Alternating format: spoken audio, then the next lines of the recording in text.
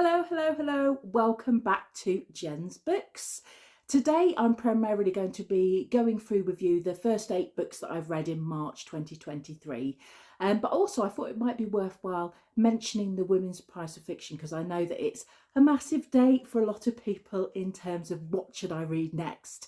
So the long list has just been revealed and I'll include a link to that in the description for this video.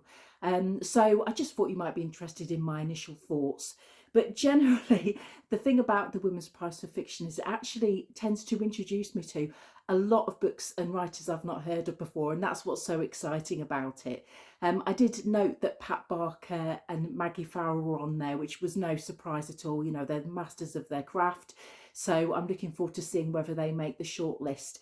But other books that I'm really looking forward to diving into that are on the long list include Claire MacIntosh's Cursed Bread. One of the reasons I'm really interested to read this is I've just read The Water Cure, which I'm going to speak about in a moment, and I'm interested to see what else she does with her writing.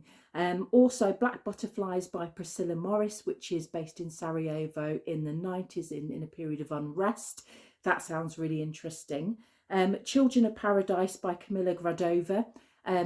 It says on the cover for this book that she's the new Angela Carter, so of course I have to, I've got to try that one, and it just sounds really interesting. It's about a picture house, and it just sounds really nostalgic, and I have no idea really what to expect from it, and that intrigues me. And also The Bandit Queen by Perini Schroff, which is another one that I thought sounded really funny, and one that I want to put on my list. So those are all in my wish list, and hopefully over the next few months I'll get to read some of those. I've already got a couple of the books from the long list on my trusty Kindle. So they include I'm a Fan by Sheena Patel and Trespass by Louise Kennedy. So I'll give you some feedback and thoughts on those as I read through them. And also I'll mention them a bit more in my next book haul video, just to give you an idea of what other books I've picked up this month. So what have I read so far in March 2023? I've actually read 8 books already. And as you'll know from my previous video, I recently went to the library and got a fantastic haul from there. So some of these books are actually library books, and they sort of became prioritised because obviously I need to get them back for other people to read them. But the first one is Dolly Alderton, Ghosts. And this is one that I saw quite a lot last year, but hadn't picked up. I wasn't sure if it would be my kind of a read, to be honest. But I saw it in the library and I thought, well, I've heard good things, I'll give it a go.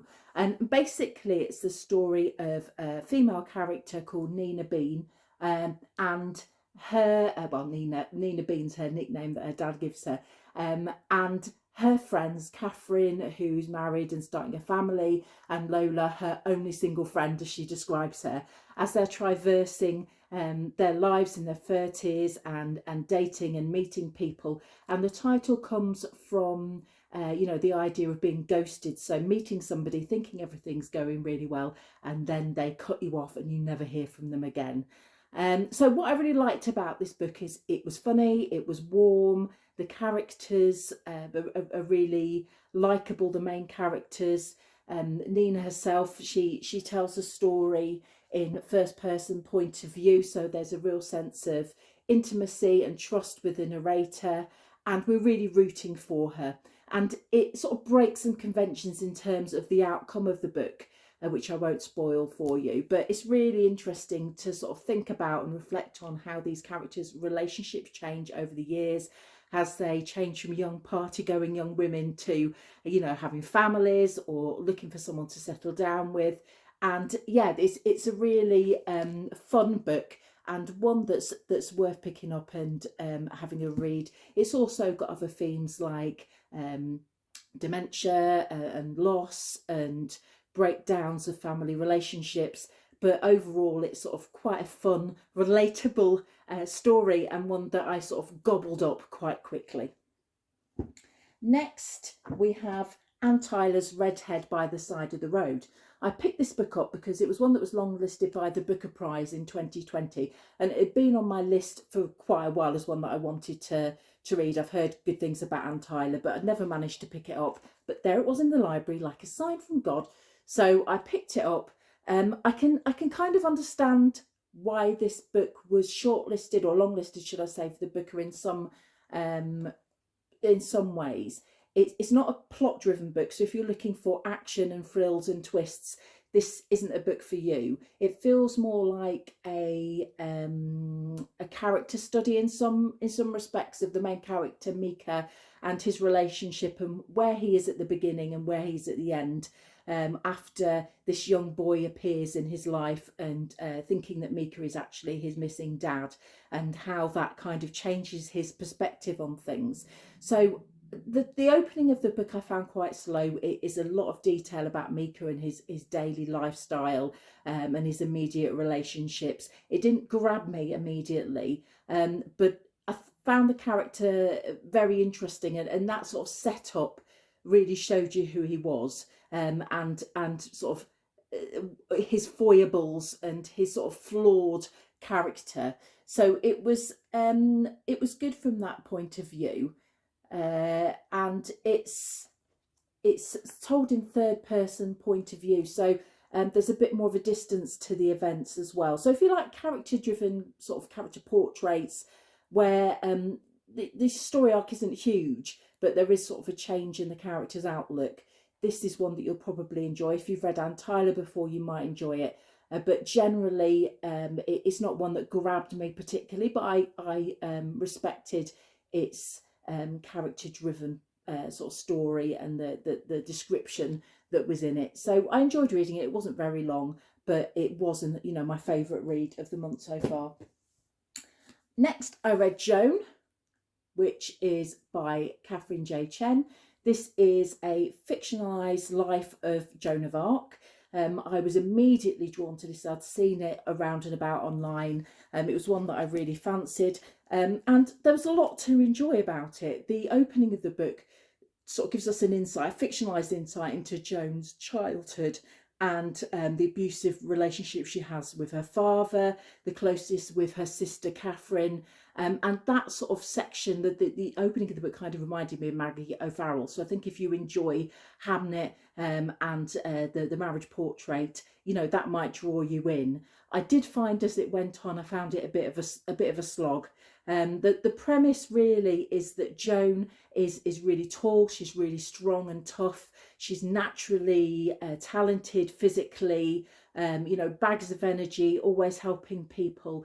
And when something awful happens in her village that affects her immediate family, she then, and she sort of has to leave the village not long afterwards, she then makes it her a role in life to look for revenge on the English, and that's how she ends up as a member of the you know, of the fighting elite and the soldiers, and having a sort of a link with the Dolphin. There's a lot of political wrangling and insight into the court as well, which I found quite interesting. I think it's important to remember that this is, you know, it is fiction and there are factual aspects to it. But I did enjoy it, and I think if you really enjoy historical fiction and you're interested in Joan of Arc, it's worth picking up. But I found the opening sections where Joan is a child much more interesting than the later sections. There's more sort of political wrangling than there is actual battle scenes, although there is a bit of that. But yeah, I enjoyed it. Not my favourite book again, but you know, I didn't feel like it was time wasted that I'd read it. Next, we have The Water Cure, which I mentioned just before. That's by Claire MacIntosh, and this was longlisted for the Booker Prize in 2018. And one of the reasons I wanted to read this was because it's a dystopian novel, or that's how it's sold. So I'm reading quite a lot of dystopian fiction at the moment, with the thoughts to doing some recommendations of a dystopian fiction for people who are interested. So in this story, we have three sisters, Grace, Leah and Skye, who are living on an island with their mother and their father, who they call King. And there's sort of cult vibes coming off this island. And they have to do certain rituals to keep themselves clean and pure and immune to what's happening on the mainland. Then one day their father King disappears, and not long after, two men and a boy appear on the island, and their world is changed forever. Again, I can understand why a lot of people really like this book. It's a masterclass in showing over telling. You know, there's a real lack of context here. These three girls are growing up without any knowledge of the wider world, and that can feel a little bit disorientating for the reader as well, but it also makes you do the work, so you're trying to join up the dots for the whole time. And to begin with, the book, I enjoyed it all the way through, but I felt like I'd read other books that had done the same thing better to begin with, but then it did sucker me in, and by the end I was really enjoying it, and I ripped through the final parts. So I can understand what the interest was in this when it came to the booker.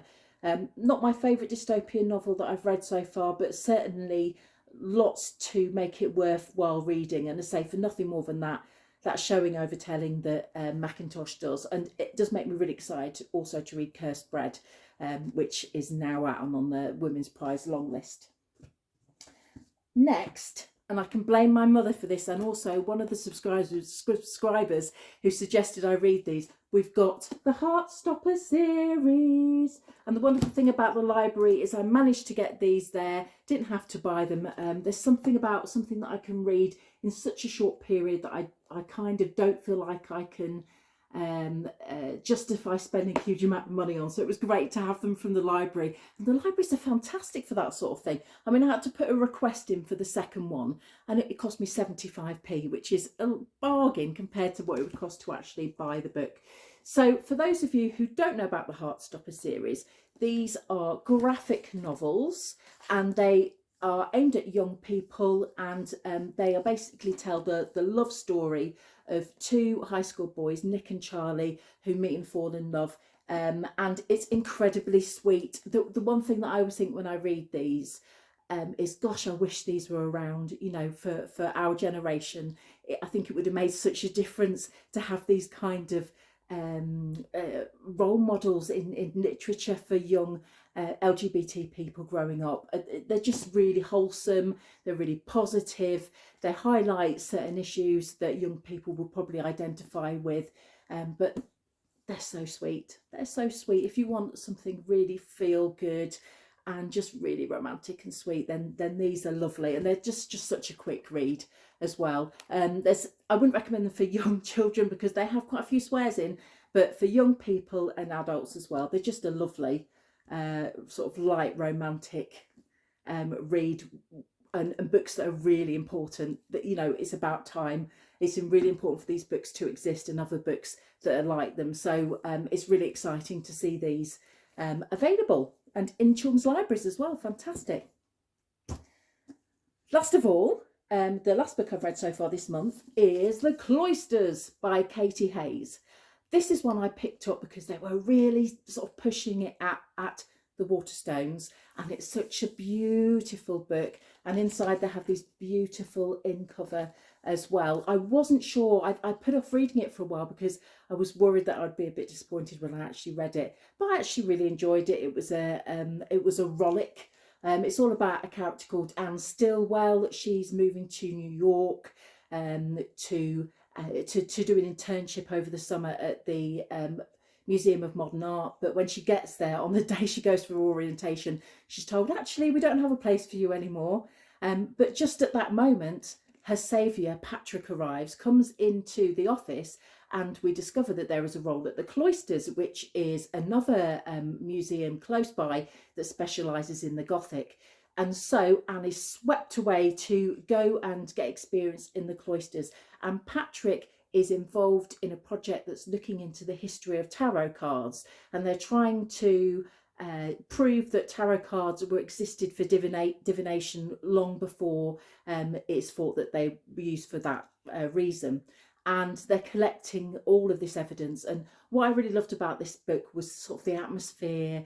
Who doesn't, I mean, you know, as an academic, who doesn't want to spend their day sat in a library looking through archives and looking at interesting little objects? That just sounds like bliss to me. And so that sort of side of it I really enjoyed. But the core of the story really is about ambition. It's about betrayal. And as it goes on, there are plenty of twists to keep you going. The downside really is I found the characters not particularly likeable. That's not a problem to me. That doesn't bother me particularly, but I know some readers find it very difficult when the characters are unlikable and they sort of become less and less redeemable as it goes on. But I read this in a couple of days, so you know, I yummed it down, and there was lots to enjoy in it. I didn't care so much about the characters because they were less likable, but I did like the overall premise. I found it quite interesting, and again, you know, an enjoyable book. So generally, I've got one more book to mention, but generally the books I've read this month have been good. They've been solid, good reads, but none that I would sort of give a 5 out of 5 for. That wouldn't mean that I wouldn't recommend them to people. And I think it's important to remember with books that the actual text is only half of what the process is. You bring the other half. So what doesn't work for me might work for other people. So never say never, but it's just my opinion on those particular texts. The last book that I read this month, couldn't resist. Again, sort of dystopian fiction, TikTok hit apparently. Tender is the Flesh, which is written by Agustina Bazterrica and translated by Sarah Moses. And this is one I got on the trusty Kindle and read very quickly. It's a big concept type book. The analogies are not subtle in it, and there should be bleeding trigger warnings probably as well. But the premise is that in this imagined future, suddenly all animals catch this virus, which means we can no longer eat them. They're no longer edible. So instead, they start farming people as food. And there's something that sort of frustrated me a bit at the beginning. I had to take a bit of a leap of faith where they talked about how the vegan diet wasn't enough for people, and so they had to sort of introduce this form of meat instead. And so you have to take a bit of a leap of faith with some of it. But essentially, it really makes you think. It makes you think about the meat industry. It makes you think about how we treat animals and our relationship with animals, and the differentiation, how we compartmentalise between how we treat people and how we treat our food. And I think that was really interesting. As I say, it's not going to be for everybody. I really like the twist at the end. That was great. But there are sections in there that are incredibly gory, incredibly detailed. One that I think will live in my mind forever is when they are showing some potential new staff through the slaughterhouse, and they're going through room by room and explaining what happens at each step of the process in graphic detail. And it didn't bother me too much. It's fiction, but I think some people would find that a lot, you know, a lot to live with after they've read it. But I found it quite interesting. As I say, there's nothing subtle about this book, and it's one that I think will live with me. I grew to enjoy it more as I went on, and I sort of caught up with the character Marcos, who's sort of quite senior in this slaughterhouse, as he has these interactions with people who buy heads, as they call them, instead of you know, humans, for hunting and for food purposes, and the way that these people are treated, as opposed to how, as I say, the human beings are treated, and the difficulties that throws up in society altogether. I found it really interesting and thought-provoking, but not in a subtle way. And as I say, there'd be quite a lot in this, I think, that some people who maybe don't have quite a strong stomach might want to give it a skip. But an interesting one, and one I can understand why it's created sort of so much discussion. So those are my 8 books so far for March 2023. As I say, I thought I'd talk about them in smaller chunks to make the videos a bit shorter, and so this is the first. There'll be other videos as well where I talk about the books that I'm going on to read next. If you're new to the channel, please do subscribe. We'd love to have you along for the journey. If you've not heard my introductory video, I've set myself challenge to read 100 books in 2023. Looks like I'm going to smash it out of the park so far, I have to say. But I'm making myself accountable by recording these videos and sharing my experiences and my recommendations.